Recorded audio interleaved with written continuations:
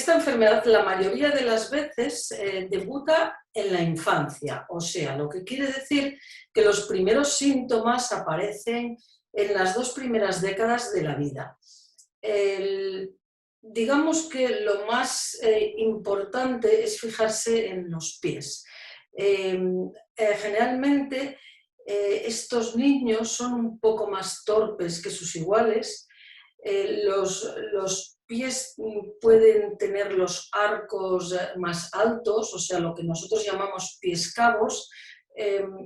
La enfermedad, como afecta a la fuerza y a la sensibilidad, pues también da inestabilidad, que aunque los pacientes no lo definan o los médicos no pensemos en ello, muchas veces los padres es lo que primero ven esta inestabilidad que no tienen sus compañeros o sus otros hijos, si tienen más hijos.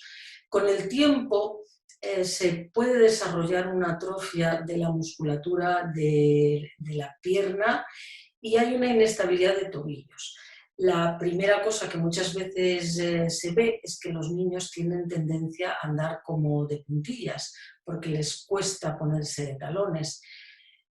Al progresar la enfermedad en la edad adulta, algunas personas desarrollan también debilidad y atrofia de las manos. Pero esto no siempre ocurre de una forma muy evidente y a veces ocurre muy tarde, a partir de la quinta o sexta década de la vida, depende de la variabilidad. La enfermedad es muy variable, tanto entre los diferentes pacientes como en los miembros de una misma familia. Además, otras enfermedades como la diabetes o personas que hayan recibido a lo mejor quimioterapia, pues pueden influir en el curso de la misma. Pero yo diría que lo más importante para darnos cuenta de que existe es el pie cabo, que muchas veces a estos niños se les envía al traumatólogo.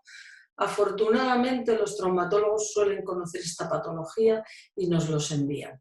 O sea, cualquier inestabilidad del pie hay que pensar que puede ser una neuropatía. Y si es en la infancia, puede ser una neuropatía genética porque en este caso son más frecuentes que las neuropatías adquiridas.